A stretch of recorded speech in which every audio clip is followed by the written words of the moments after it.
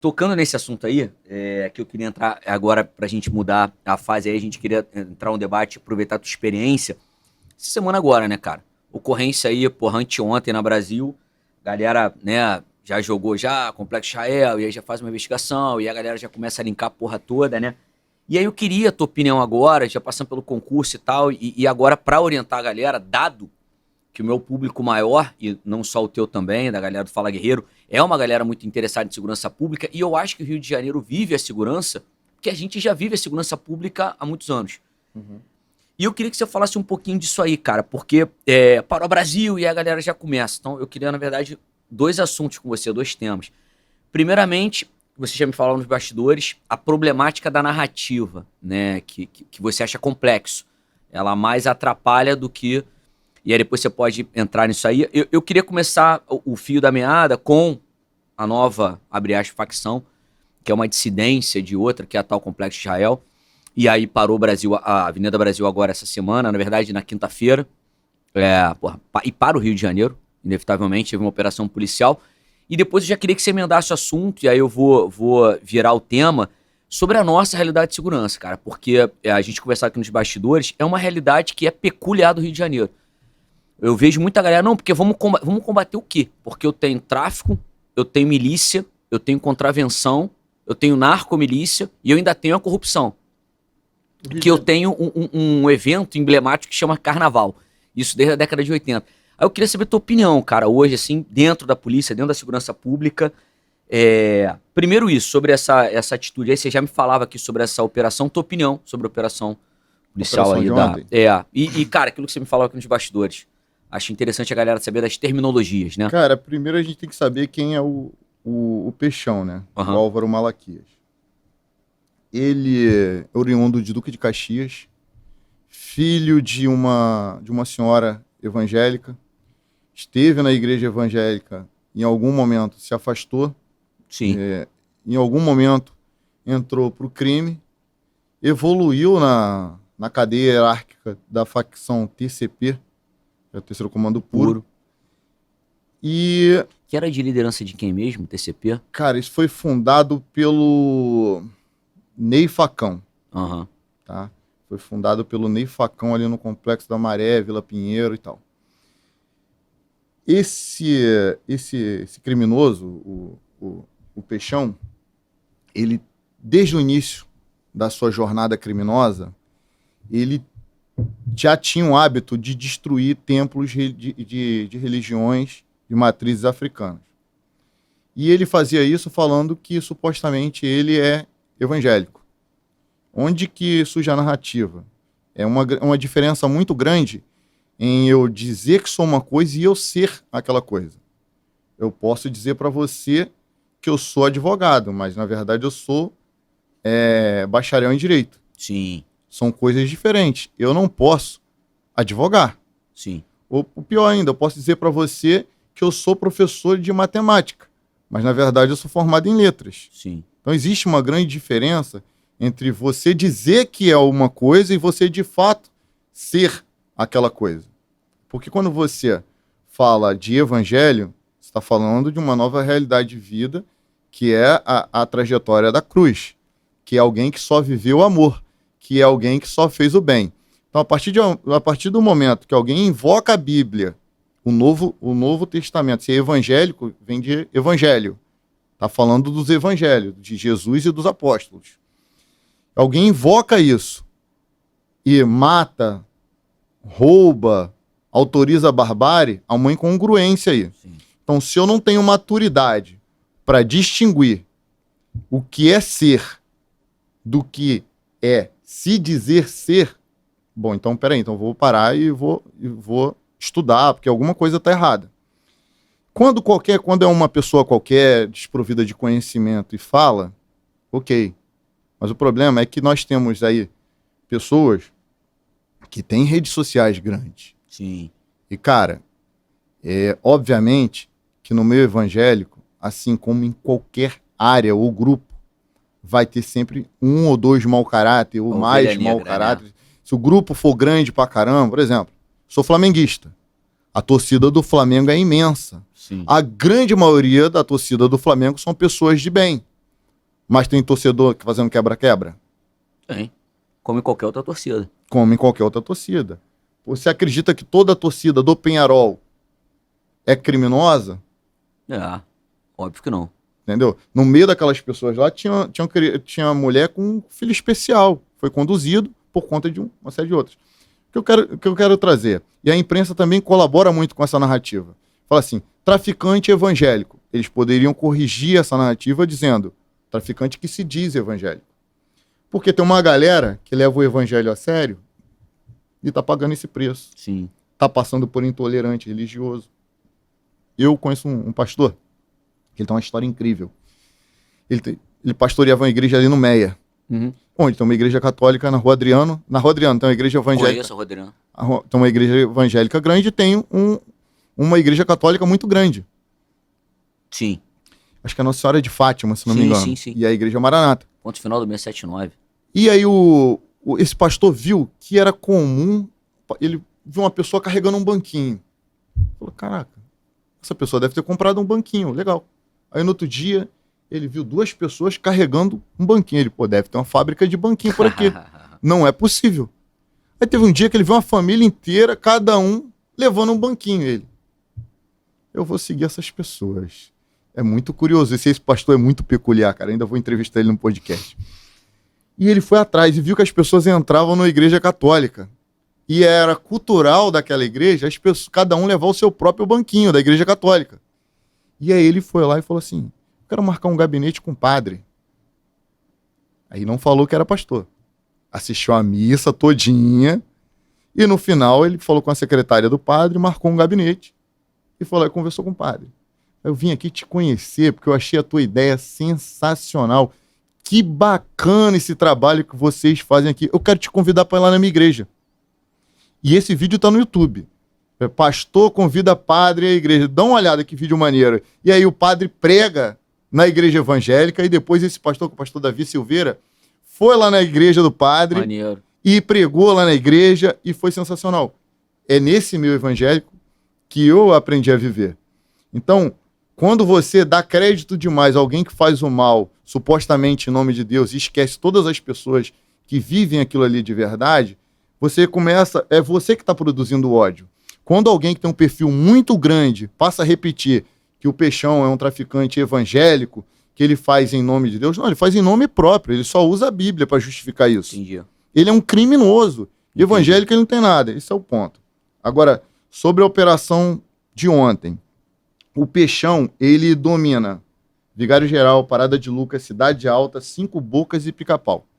Essas favelas compõem o complexo de Israel, que é dominado, influenciado pela facção Terceiro Comando Puro, da qual ele é uma liderança em todas essas comunidades. Houve uma coleta de informações no sentido de uma possível localização do Peixão na data de ontem. A polícia foi lá para capturá-lo. Ele tem 82 anotações criminais. Isso que já corre em processo. Fora os registros de ocorrência que ainda estão em fase de inquérito. Provavelmente deve ter alguns mandados de prisão. Tem, com certeza. Deve ter em torno de, no mínimo, 10 mandados de prisão. Eu tenho ouvido muito falar o nome dele atualmente. Ele acende quando aí, na realidade, no cenário criminal do Rio? Há uns 5 anos? 10 anos? Acho que não chega a 10, não. Por aí, mas ele é muito marcado por essa questão de perseguir. Ele manda destruir templos eu também fiquei sabendo disso. religiosos de matrizes africanas. Então, isso da mídia. Sim. Isso chama a atenção.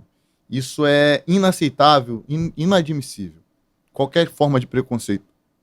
Ainda mais nutrida por alguém que pratica o ódio usando o nome de alguém que só entregou amor. Sim. E o Peixão cresce, né? Ele chegou a atuar em Nova Iguaçu, ele é oriundo de Caxias, chegou a atuar em umas comunidades de Nova Iguaçu e foi de alguma forma parar em Parada de Lucas. E ontem a polícia estava à sua caça. E é muito claro quando a polícia está perto de uma liderança, o confronto fica mais intenso. O confronto fica agudo. E eles usam todas as armas que estiverem à mão deles. A polícia só pode usar uma arma, que é a arma que está debaixo da legalidade. Sim. Que é A a gente não pode- fornecida, né? A O reconhecida. policial não pode dar tiro ermo, o policial não pode torturar, o policial só pode fazer o que está garantido pela lei. Para o bandido não tem regra. Então, Já é um jogo desleal, né, cara? tem um contexto que é retenção e contra-retenção de arma, que tem um instrutor que fala, meu irmão, se você se abraçou com um criminoso e ele está tentando tomar tua arma, não tem regra de jiu-jitsu, não tem regra de Muay Thai, é a regra da sobrevivência. Sei o que ele fala que pode morder, pode dar chute no saco, Exatamente. pode qualquer coisa. Exatamente. É mais ou menos essa regra que o criminoso adota de forma geral, Pra tudo, né? para tudo. Qualquer confronto. Pra tudo. Certa vez eu tava num confronto no Jacarezinho, confronto de manhã cedo, em que tava saindo uma mãe com a filha, que devia ter seus 5 anos de idade. À época, Porra. minha filha tinha essa faixa etária também. E aí, uma trocação intensa. E um dos colegas gritou: segura aí, tá passando o morador. O cara, vou falar o palavrão, não gosto de falar o palavrão. Morador é o caralho. E continuou atirando. E aí, eu pedi cobertura pro colega, cara, banca lá, que eu vou dar um lance até onde tá aquela mulher, porque era fácil dela sair, mas ela tava em estado de choque, não, eu imagino. não Colou as conseguiria placas, sair. né? Vou dar um lance até onde tá essa senhora e vou levar ela até aquele beco ali onde não tá indo tiro. Segura lá. O colega fez chover bala lá onde eles estavam, momento que eles retraem, porque eles são covardes. Eu consegui avançar até onde estava aquela senhora com a filha. E a peguei junto com a criança e falei, senhora, fica aqui, não sai daqui. Fica aí que a senhora está protegida. Para eles não tem regra. Cara, é o nada a perder, né? O Nada nada a a perder perder. é foda, né? Você, qual foi a última vez que você se lembra de ter tido algo tão intenso como foi ontem na Avenida Brasil? Cara? Sim, a galera prega que é comum, não é. Igual foi ontem, não é. Sim, de parar Não é. o Rio de Janeiro. Eles atiraram propositalmente em ônibus. Sim.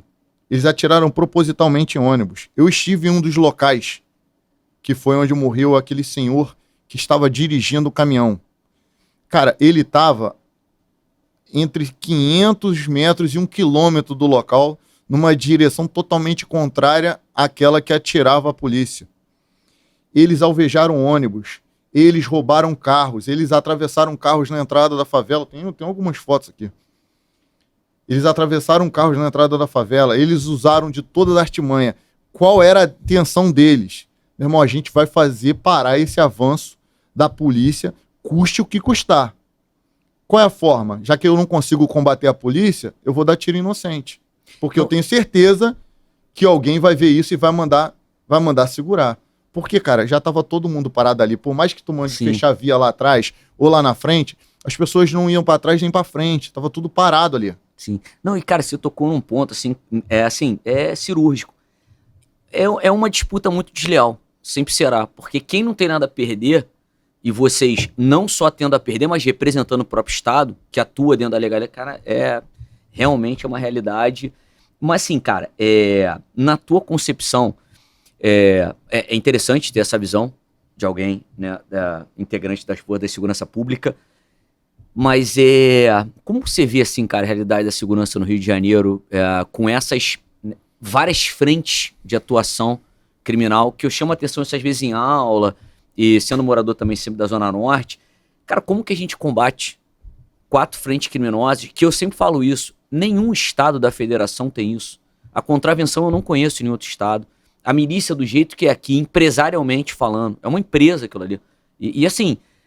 bizarro de abre aspas, muitas aspas, tá? Vou chamar de lucro, mas não é, a palavra certa não é essa. Eu não sei nem como se dá um nome a essa vantagem econômica. Que você também não vê em outro estado, cara. Como que a gente trabalha isso? Porque é fácil, e já vou te dar a palavra, o Rio faliu, o Rio tá em falência, tem governador preso desde 98. Tá, mas como é que atua com essas 4 frentes? Eu vou atuar pra onde?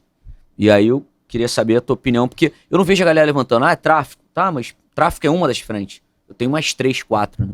Só para você ter uma ideia, contam os mais antigos que lá para décadas passadas, determinado governador do Rio de Janeiro, quando os policiais foram pleitear aumento de salário e melhores condições de vida, o tal governador teria respondido para aquele representante da classe policial: Vocês têm arma e carteira, pô. Vão à luta. Isso é um estímulo ao quê? Sim, Tá entendendo ou não? claro. E aí, pra frente, nós tivemos governadores que foram investigados, presos, e depois descobriu-se que foi um montante gigantesco de dinheiro que estava envolvido na corrupção. E aí, quem pagou, o policial pagou o preço também, ele está assistindo Sim. tudo isso, a população pagou o preço. Mas não para só por aí, nós vivemos num estado muito permissivo, em que resta aí, como solução, a meu ver, que a população se una às forças de segurança e trabalhe em conjunto a educação, a segurança e a conscientização da sociedade sobre a importância de decidir sobre o que querem. Porque, por exemplo, hoje eu estava conversando com uma pessoa, estava com o livro do Coronel Amêndola, que é uma grande referência, e o cara pegou o livro de alguém que para mim é um herói, um ícone, e falou assim, aqui ele só deve contar heroísmo, não fala das pessoas inocentes que a polícia matou. Eu falei, pariu o que eu tava fazendo? Eu falei, brother, tu tá falando sério, irmão? Você tá falando sério? Quando que você soube que o BOP matou uma pessoa inocente? Propositalmente. Quando foi essa notícia? Quando foi? Fiquei extremamente irritado. Falei, quando foi que você teve essa notícia? Conta pra mim. Prova pra mim que o BOP alguma vez matou uma criança. Você tá falando uma merda. Você tá construindo uma narrativa que não ajuda ninguém em nada. Que não ajuda ninguém em nada. Mas você tem que decidir o que você quer. Porque provavelmente em alguma operação do BOP, ou da Polícia Civil, ou da CORE, provavelmente em alguma operação, alguma pessoa alheia ao confronto acabou perdendo a vida, já visto ontem. Sim. Mas isso é consequência da existência de uma facção criminosa, de um grupo terrorista que vive ali. Você acha que eu, Rômulo, se eu pudesse escolher, eu queria estar na favela combatendo esses caras? Eu queria que o meu estado fosse um estado tranquilo para se viver. Mas para o estado ser tranquilo, tem que haver esse enfrentamento. Mas não adianta esse enfrentamento se depois não é mantido, entendeu? Por exemplo, a gente ocupou o Complexo do Alemão. A polícia, o Estado ocupa onde quer ocupar. Diz, né? Mas e depois? Sim. É outra pegada que eu queria também saber de você assim, cara, porque eu vejo a galera hoje falando um sinônimo de segurança pública como polícia. E, porra, a gente sabe que não é, né, irmão? Porque não é. Aí eu queria ver tua opinião, assim, porque eu sempre falo pra galera, cara, a polícia, na verdade, é um dos sintomas da segurança pública. Né? Um dos sintomas, não, um dos remédios, digamos assim, um dos efeitos. E eu queria saber a tua opinião, assim, porque a galera fala, porque o Estado é uma falência e tal. A solução pro Rio de Janeiro na segurança pública e na política de segurança pública, né? A tua imagem aí, tendo essa experiência em loco e agora... O Rio de Janeiro é um estado que, além de ser muito permissivo, ele é um estado onde todo mundo acha que pode opinar. Por exemplo, nós vivemos aqui no Rio de Janeiro algo que nenhum outro estado vive. Não existe uma lei específica para o Rio de Janeiro. Peraí, você acha que existe uma lei específica para o Rio de Janeiro? Pois é. Lei não existe. Não existe uma lei específica. Mas eles criam institutos. Por exemplo, a DPF 635. Sim. Eu vou proibir ou restringir. É porque as pessoas falam que está proibida a operação nas favelas. Mas é pior do que proibir. Eles criam umas restrições e algumas exigências que, para você fazer uma operação num grande complexo de favelas, você tem que comunicar a vários órgãos. Sim. Quando você comunica a determinados órgãos, isso passa na mão de várias pessoas diferentes. Essa operação vai vazar. Sim. Esse é um ponto. As intervenções no Estado. Mas o ponto principal é que a polícia, do jeito que, igual você falou, não é a solução para a segurança pública. Não é. A segurança pública, de forma geral, não é a solução para todo esse caos que a gente vive Sim. no Rio de Janeiro. O Rio de Janeiro carece de um investimento moral. Uhum. Sem dúvida. Na área política. Não é comum a gente ver o que a gente vê Sim. na Alerj há muitos anos, que é deputado metido com milícia, deputado que emprega em seu gabinete pessoas que cometem suicídio em plena luz do dia no centro do Rio de Janeiro. Sim. Governadores que estiveram algum tempo associados a milicianos para conseguir votos em determinada região. Sim. Então, é de cima para baixo essa correção e de baixo para cima ao mesmo tempo, através da educação. Porque quando chega na segurança pública de fato, isso aí, cara, já chega lixo. Já chega chorume. É a ponta do iceberg só, né, cara? Quando chega na polícia, a polícia não lida com as causas. É muito injusto até com a segurança pública. Sim. Porque você não culpa o médico pela Covid-19. Você não culpa o médico pelo câncer. Você não culpa o médico pelas séries de vírus que existem aí. Posso completar teu raciocínio? Claro. E você não vê o doente do Covid dando solução pro médico. Porque é isso que eu vejo. É a vítima, eu sempre vejo isso assim, a vítima, aí ela, eu tenho uma opinião sobre a segurança pública. Não, pera só, você foi vítima da criminalidade. Não é por isso, não é por você ter sido um doente que você entende de medicina. Deu para entender o silogismo não é porque você foi agraciado, agraciado não, mas não é porque você pegou ali uma doença que você entende é a mesma coisa que a segurança pública. Eu acho que a população do Rio de Janeiro vive esse estado assim de alerta, né, eterno. Sempre, né, cara? Análise criminal consiste em vítima, fato e autor. Vítima, fato e autor. Eu acredito que, de certa forma, a vítima ainda poderia dar uma opinião, até por uma forma de análise. Como é que isso aconteceu? Por que isso aconteceu? Qual era o comportamento da vítima? Quem era essa vítima? Ela foi roubada por quê? Qual era o grau de vulnerabilidade que ela apresentava? Isso é interessante estudar. Agora, muitas vezes, a gente vê opinar pessoa que nunca foi vítima de nada. Pessoa que foi criado numa redoma, num reinadozinho, dentro de um paláciozinho, mas que em algum momento ele cismou que ele é especialista em segurança pública. Cara, eu sou um cara totalmente favorável a uma equipe multidisciplinar para discutir segurança pública. Sim.